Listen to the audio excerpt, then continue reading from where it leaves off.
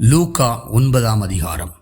அவர் தம்முடைய 12 சீசரையும் வரவழைத்து சகல பிசாசுகளையும் துரத்தவும் வியாதியுள்ளவர்களை குணமாக்கவும் அவர்களுக்கு வல்லமையையும் அதிகாரமும் கொடுத்து தேவனுடைய ராஜ்யத்தை குறித்து பிரசங்கிக்கவும் பிணியாளிகளை சுஸ்தமாக்கவும் அவர்களை அனுப்பினார். அப்பொழுது அவர் அவர்களை நோக்கி, வழிக்கு தடியையாவது பையையாவது அப்பத்தையாவது காசையாவது எடுத்துக்கொண்டு போக வேண்டாம், 2 அங்கிகளை கொண்டு போகவும் வேண்டாம். எந்த வீட்டிலே பிரவேசிக்கிறீர்களோ அங்கே தங்கி அங்கிருந்து புறப்படுங்கள். உங்களை ஏற்றுக்கொள்ளாதவர்கள் எவர்களோ அவர்களுடைய ஊரை விட்டு நீங்கள் புறப்படும் போது அவர்களுக்கு சாட்சியாக உங்கள் கால்களில் படிந்த தூசியை உதறி போடுங்கள் என்றார். அவர்கள் புறப்பட்டு போய் கிராமங்கள் தோறும் திரிந்து எங்கும் சுவிசேஷத்தை பிரசங்கித்து பிணியாளிகளை குணமாக்கினார்கள். அப்பொழுது காற்பங்கு தேசாதிபதியாகிய ஏரோது அவரால் செய்யப்பட்ட யாவையும் கேள்விப்பட்டதுமன்றி, சிலர் யோவான் மரித்தோரிலிருந்து எழுந்தான் என்றும், சிலர் எலியா தோன்றினான் என்றும், வேறு சிலர் பூர்வ காலத்து தீர்க்கதரிசிகளில் ஒருவன் உயிர்த்தெழுந்தான் என்றும் சொல்லிக் கொண்டபடியால் கலக்கமடைந்து, யோவானை நான் சிரச்சேதம் பண்ணினேன், இவன் இப்படிப்பட்டவைகளை செய்கிறான் என்று கேள்விப்படுகிறேனே, இவன் யார் என்று ஏரோது சொல்லி அவரை பார்க்க விரும்பினான். அப்போஸ்தலர் திரும்பி வந்து தாங்கள் செய்த யாவையும் அவருக்கு விவரித்து சொன்னார்கள். அப்பொழுது அவர் அவர்களை கூட்டிக் கொண்டு தனித்திருக்கும்படி பெத்சாயிதா என்னும் பட்டணத்தை சேர்ந்த வனாந்தரமான ஓரிடத்துக்கு போனார். ஜனங்கள் அதை அறிந்து அவர் பின்னே போனார்கள். அவர்களை அவர் ஏற்றுக்கொண்டு தேவனுடைய ராஜ்யத்தை குறித்து அவர்களுடனே பேசி சொஸ்தமடைய வேண்டுமென்றிருந்தவர்களை சொஸ்தப்படுத்தினார். சாயங்காலமாகிற போது 12 சேர்ந்து வந்து அவரை நோக்கி, நாம் இருக்கிற இடம் வனாந்திரமாயிருக்கிறது. சுற்றி இருக்கிற ஊர்களிலும் கிராமங்களிலும் ஜனங்கள் போய் தங்கி போஜன பதார்த்தங்களை சம்பாதித்து கொள்ளும்படி அவர்களை அனுப்பிவிட வேண்டும் என்றார்கள். அவர் அவர்களை நோக்கி, நீங்களே அவர்களுக்கு போஜனம் கொடுங்கள் என்றார். அதற்கு அவர்கள், எங்களிடத்தில் 5 அப்பங்களும் 2 மீன்களும் மாத்திரம் உண்டு. இந்த ஜனங்கள் எல்லாருக்கும் போஜனம் கொடுக்க வேண்டியதானால் நாங்கள் போய் வாங்கி கொண்டு வர வேண்டுமே என்றார்கள். ஏறக்குறை 5000 புருஷர் இருந்தார்கள். அவர்களை பந்திக்கு 50 பேராக உட்காரும்படி சொல்லுங்கள் என்று தம்முடைய சீசர்களுக்கு சொன்னார். அவர்கள் அந்தபடியே எல்லாரையும் உட்காரும்படி செய்தார்கள். அப்பொழுது அவர் அந்த 5 அப்பங்களையும் அந்த 2 மீன்களையும் எடுத்து வானத்தை அண்ணாந்து பார்த்து அவைகளை ஆசீர்வதித்து பிட்டு ஜனங்கள் முன் வைக்கும்படி சீசர்களிடத்தில் கொடுத்தார். எல்லாரும் சாப்பிட்டு திருப்தி அடைந்தார்கள். மீதியான துணிக்கைகள் 12 கூடை நிறைய எடுக்கப்பட்டது. பின்பு அவர் தமது சீசரோடு கூட தனித்து ஜெபம் பண்ணி கொண்டிருக்கையில் அவர்களை நோக்கி, ஜனங்கள் என்னை யார் என்று சொல்லுகிறார்கள் என்று கேட்டார். அதற்கு அவர்கள், சிலர் உம்மை யோவான் ஸ்நானன் என்றும், சிலர் எலியா என்றும், வேறு சிலர் பூர்வ காலத்து தீர்க்கதரிசிகளில் ஒருவர் உயிர்த்தெழுந்தார் என்றும் சொல்லுகிறார்கள் என்றார்கள். அப்பொழுது அவர், நீங்கள் என்னை யார் என்று சொல்லுகிறீர்கள் என்று கேட்டார். பேதுரு பிரதியுத்தரமாக, நீர் தேவனுடைய கிறிஸ்து என்றான். அப்பொழுது அவர்கள் அதை ஒருவருக்கும் சொல்லாதபடிக்கு உறுதியாய் கட்டளையிட்டார். மேலும் மனுஷகுமாரன் பல பாடுகள் படவும் மூப்பராலும் பிரதான ஆசாரியராலும் வேதபாரகராலும் ஆகாதவன் என்று தள்ளப்படவும் கொல்லப்படவும் 3ஆம் நாளில் உயிர்த்தெழுந்திருக்கவும் வேண்டும் என்று சொன்னார். பின்பு அவர் எல்லாரையும் நோக்கி, ஒருவன் என் பின்னே வர விரும்பினால் அவன் தன்னைத்தான் வெறுத்து தன் சிலுவையை அனுதினம் எடுத்துக்கொண்டு என்னை பின்பற்ற கடவன். தன் ஜீவனை இரட்சிக்க விரும்புகிறவன் அதை இழந்து போவான். என் நிமித்தமாக தன் ஜீவனை இழந்து போகிறவன் அதை இரட்சித்துக் கொள்ளுவான். மனுஷன் உலகம் முழுவதையும் ஆதாயப்படுத்தி கொண்டாலும் தன்னைத்தான் கெடுத்து நஷ்டப்படுத்தினால் அவனுக்கு லாபம் என்ன? என்னை குறித்தும் என் வார்த்தைகளை குறித்தும் எவன் வெட்கப்படுகிறானோ அவனை குறித்து மனுஷகுமாரனும் தம்முடைய மகிமையோடும் பிதாவின் மகிமையோடும் பரிசுத்த தூதர்களின் மகிமையோடும் வரும்போது வெட்கப்படுவார்.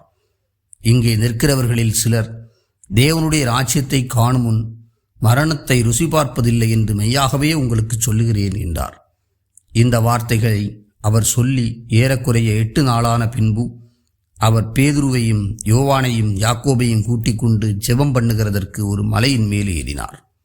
அவர் ஜெபம் பண்ணுகையில் அவருடைய முகரூபம் மாறிற்று.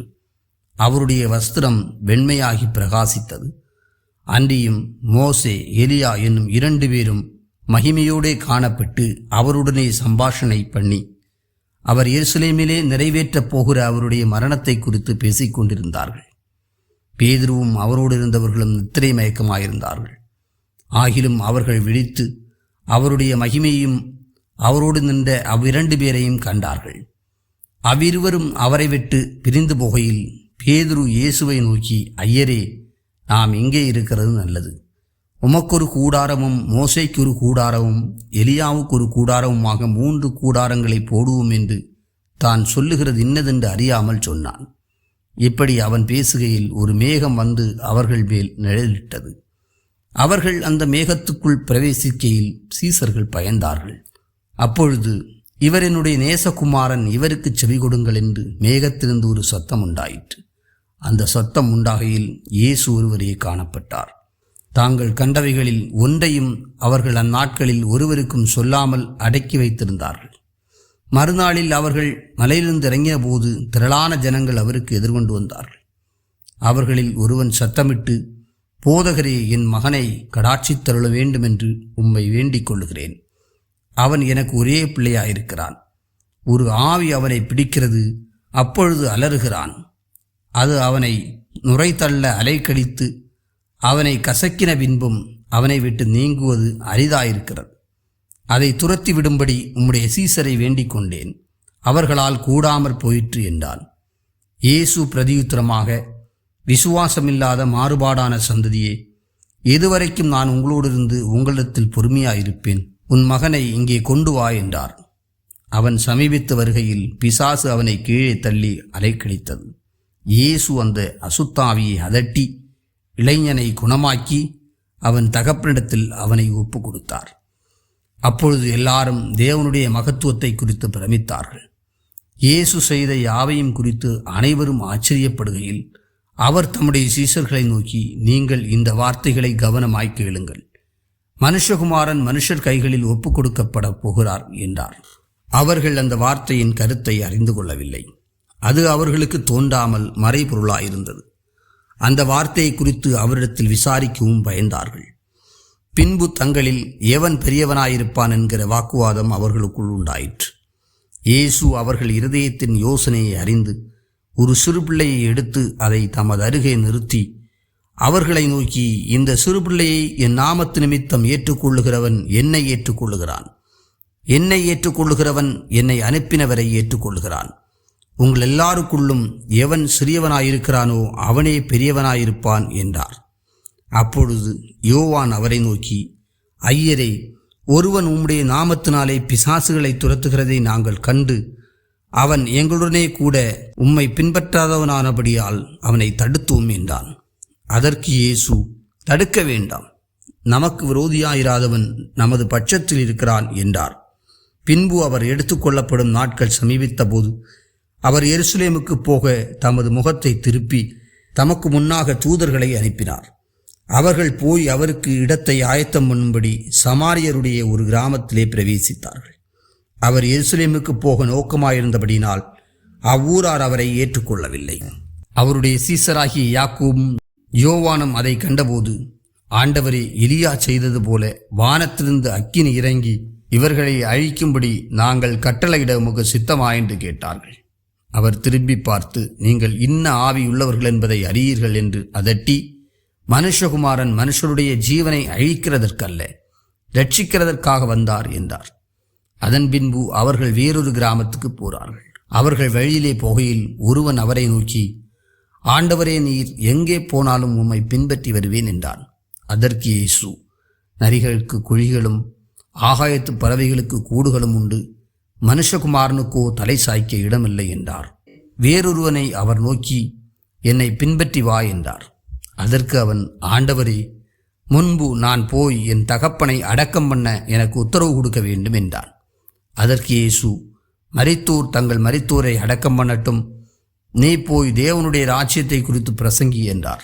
பின்பு வேறொருவன் அவரை நோக்கி, ஆண்டவரே, உம்மை பின்பற்றுவேன், ஆனாலும் முன்பு நான் போய் வீட்டில் இருக்கிறவர்களிடத்தில் அனுப்புவித்து கொண்டு வரும்படி எனக்கு உத்தரவு கொடுக்க வேண்டும் என்றான்.